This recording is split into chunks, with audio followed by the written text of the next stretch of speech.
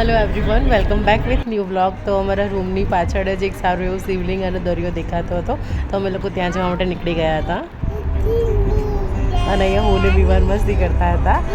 અને પછી અમે લોકો ત્યાં પહોંચી ગયા અને બહુ સરસ એવું લોકેશન હતું અને શિવલિંગ પણ એટલું મસ્ત દેખાતું હતું ને કે બહુ મજા આવી ગઈ આમ વાતાવરણ ને વેધર જોઈને. અને પછી ત્યાંથી અમે લોકો નીકળી ગયા સોમનાથ જવા માટે. તો રસ્તામાં છે ને માધાપુર બીચ આવે છે, તો ત્યાં અમે લોકોએ સ્ટોપ કર્યું અને થોડી વાર માટે ત્યાં ગયા. Hello everyone, welcome back with my new blog. તો અમે લોકો આવી ગયા છીએ માધાપુર બીચ પર. દ્વારકા દર્શન કરીને રિટર્ન થયા. તો જો આ કંઈક દરિયો છે આવી રીતનો. તો અમે લોકો અત્યારે ત્યાં ઊભા છીએ. કોણ કોણ મારા જેમ બીચ લવર છે પ્લીઝ કમેન્ટ કરજો. એકચ્યુઅલી મને તો બહુ જ ગમે દરિયા કિનારે. તો નજારો તો કેટલો મસ્ત હતો ને કે મજા આવી જાય એમ થોડી વાર બેઠા હોય તો. આ થોડું બપોરનું હતું એટલે થોડો તડકો હતો પણ મજા આવે. પછી થોડી વાર ફોટો સેશન ને એવું બધું કર્યું અને બધા લોકોએ વારાફરતી ફોટો ક્લિક કર્યા. અને પછી જો દરિયાની માટી તો આમ કહેવાય ને કંઈ કોરેના ખૂણા જોડે છીપલા એન્ડ ઓલ. અને કોકોનટ પીવાની મજા પણ કંઈક અલગ જ હોય દરિયાના કિનારે. જો આ લોકો ઉટિયામાં બેઠા, કોકને આવાય શોખ હોય.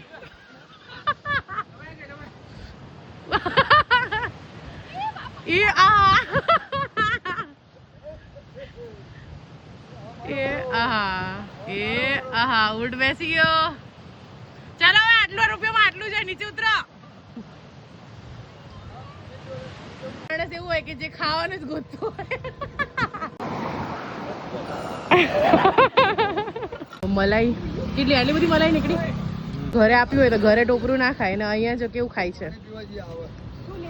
હવે એવું કઈ કાઢવા ના હોય, ખાઈ જવાનું હોય. હવે કેટલા થયા? કોને બોલાવો સ્ટ્રોમાં પીવા માટે? 2 સ્ટ્રો લગાવો. પંખીડાઓ, પ્રેમી પંખીડાઓ. નવા અહીંયા જો કાકા આવું વેચે. કાકા કેટલા ના? 50 ના લેવા નથી અમારે જે ખાલી ફોટો પાડવા માટે લીધા. 50 ના કેટલા આવે કાકા? એક થેલી આખી આવે એમ? તો તમે ક્યાંથી ગોતો આ? હા, એમાંથી ગોતવાના એમ કે માછીમારો જોડેથી લો? ઓકે. અને પછી આવી રીતે વેચવાના એમ? બરાબર છે. બધા તો જતા હતા પણ બધા તો મજા આવતી હતી દરિયા કિનારે. તો ચપ્પલ હાથમાં પકડીને આપણે તો થોડું વિડીયો 1-2 લઈ લીધા અને મજા આવી ગઈ થોડી વાર માટે. એ લોકો આવા પણ હોય, ઝઘડો થતો હોય, સુલા કરતા હોય, એક રોતું હોય, પછી કોઈક બીજું મારા જેવું ફોટા પડવામાં બિઝી હોય અને પેલા ઊંટમાં બેસવા વાળા બિઝી હોય. આ બાજુ હોય. સોમનાથ મહાદેવ. એના દર્શન માટે હવે અમે લોકો જઈશું. તો એ બ્લોગ તો લેટ સ્ટાર્ટ કર્યો. આપણે દ્વારકા તો કર્યું જ નહીં કવર. તો હવે અમે લોકો જઈશું સોમનાથ દર્શન કરવા માટે. જતા એટલે બેસવામાં પ્રોબ્લેમ હોય. કોણ પાછળ બેસશે, કોણ વચ્ચે બેસશે.